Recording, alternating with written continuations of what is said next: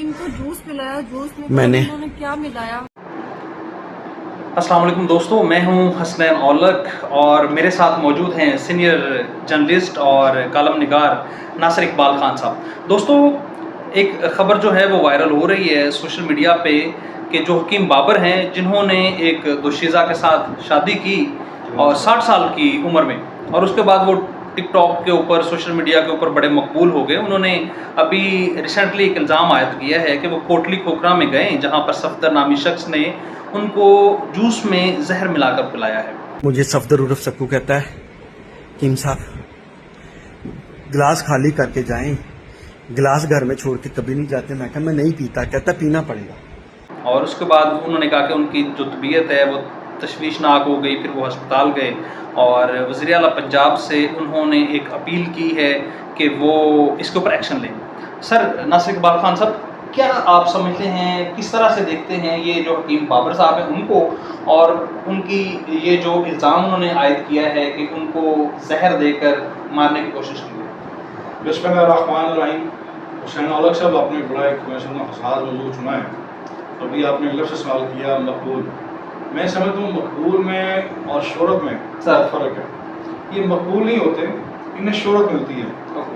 और बदकिस्मती ये है कि अगर आपकी नीयत ही ये मकसूद होती है कि आपने शोहरत पानी, ऐसा कोई गैर मामूली या गैर फितरी काम करके मुआशरे के अंदर आपने शोहरत पानी और शोहरत को आपने मिसयूज़ करना है तो फिर सब बेकार है। और मौसूफ ने शादी के बाद हमारा कुछ बदकिस्मती ये है कि हमारा जो सोशल मीडिया है वो भी शुद्ध बेमहार है। जी जी। और अभी जो नौमौलूद होते हैं सोशल मीडिया पर यूट्यूबर, ऐसे केसेस को बहुत ज़्यादा प्रमोट करते हैं कि 60 साल के शख्स ने जो है एक कम सन या कम उम्र या अपने से कम 40 साल या 45 साल छोटी लड़की से शादी की है। तो ये हमारे माशरे की तरजीहात नहीं है, ये इस्लामी तालीमात नहीं है सर। इसमें कोई शक नहीं है कि इसकी शरई तौर पर कोई ममारत नहीं है, लेकिन जो हमारी दीनी इक़दार हैं, दीन की तालीमात हैं, उन्होंने कहा है कि जोड़ की शादी, यानी जो जोड़ा है उसमें जोड़ जो तरजीह दी गई है, प्रेफर किया गया है कि आपकी उम्र में ख़ास फ़र्क होना चाहिए।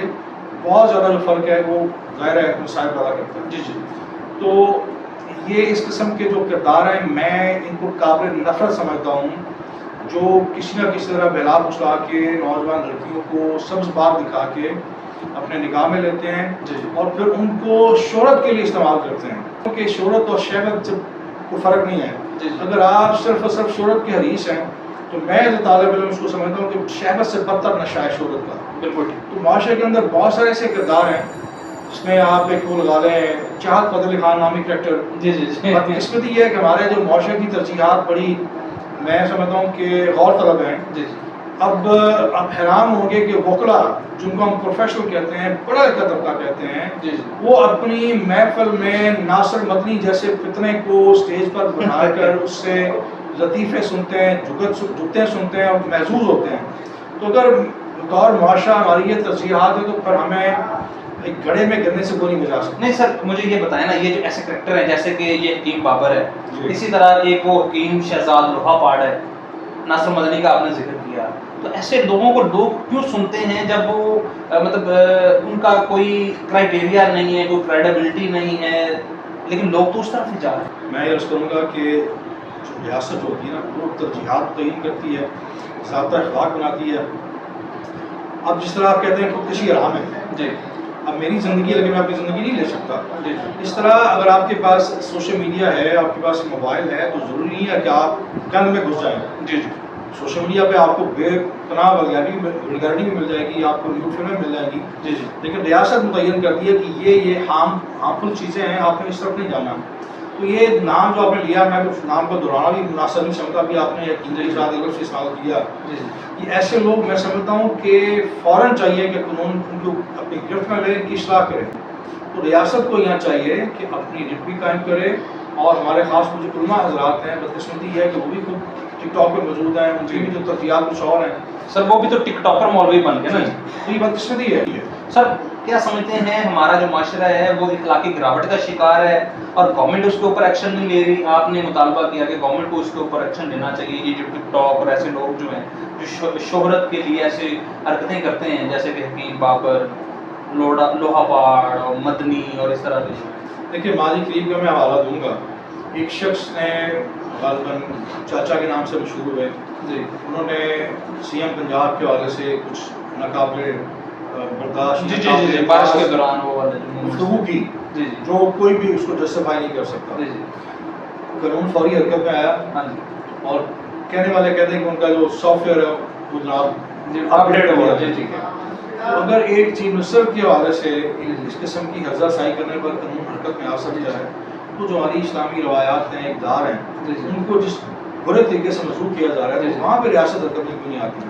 بالکل ٹھیک. اور جب تک آپ بیریئرس نہیں لے کے آئیں گے, آپ ضابطہ اخلاق نہیں بنائیں گے, یہ جو بے حیائی کا سیلاب ہے بڑھتا چلا جائے گا اور سب کچھ بہا کے لے جائے گا. سب کچھ بہا کے لے جائے گا. دوستو ناصر اقبال خان صاحب کا یہ ورژن ہے کہ جس طرح سے وہ جو چاچا جی مشہور ہوئے تھے مریم صاحبہ کے خلاف کچھ ایسے الفاظ یا القابات کہنے پہ, تو جب وہاں پر جو گورنمنٹ ہے وہ ایکشن لے سکتی ہے, متحرک ہو سکتی ہے, تو اس طرح کے جو لوگ ہیں جو کہ بے روی بھی پھیلا رہے ہیں معاشرے میں, ہماری جو یوتھ ہے اس کو اور ہماری اخلاقیات کو جو نقصان پہنچا رہے ہیں, ان کے خلاف بھی ایکشن لینا چاہیے. حکومت کو کچھ بیریئرز جو ہیں وہ سیٹ کرنے چاہیے, کچھ حدود ایسی ہونی چاہیے جن کو جو کراس ہے وہ نہیں کیا جانا چاہیے. تو یہ جو حکیم بابر ہیں انہوں نے یہ بھی کامنٹس کیے ہیں, یہ بھی اپیل کی ہے کہ اگر ان کو کچھ ہو جاتا ہے تو ان کے جو بچے ہیں ان کے حوالے سے بھی انہوں نے بیان دیا ہے کہ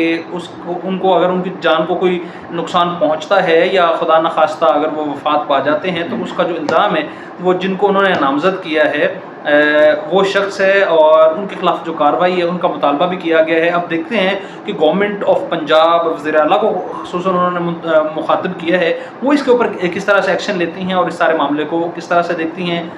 میں نے سارا جوس پیا, اس کے بعد مجھ پہ بے ہوشی طاری ہو گئی. میں باہر گلی میں دوڑنا شروع ہوا, ایک دم سے خراب ہو میرے ساتھ میرا بھانجا تھا. میں کہا مجھے فوراً اسپتال لے کے جاؤ.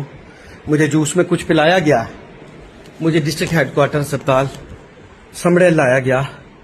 سول اسپتال انہوں نے ڈاکٹر عرفان کے منان کون تھا, انہوں نے میرا میدا واش کیا. میدا جب واش ہوا پھر میں ہوش نہیں تھی, اور جب میدا واش کسی- ہوا اس کے بعد ان کی حالت ٹھیک ہوئی. کسی جگہ میں آ کے بیٹھ گیا. تھانہ سمڑیال والے پولیس والے مجھے چھوڑ کے گئے ہیں ان کی گارنٹی پہ. مجھے ابھی بھی جان کا خطرہ ہے. اب میں چاہتی ہوں کہ مجرم کو کڑی سے کڑی سزا دی میں نے اور اپنا بلڈ, اپنا پیشاب اسپتال میں چھوڑ دیا.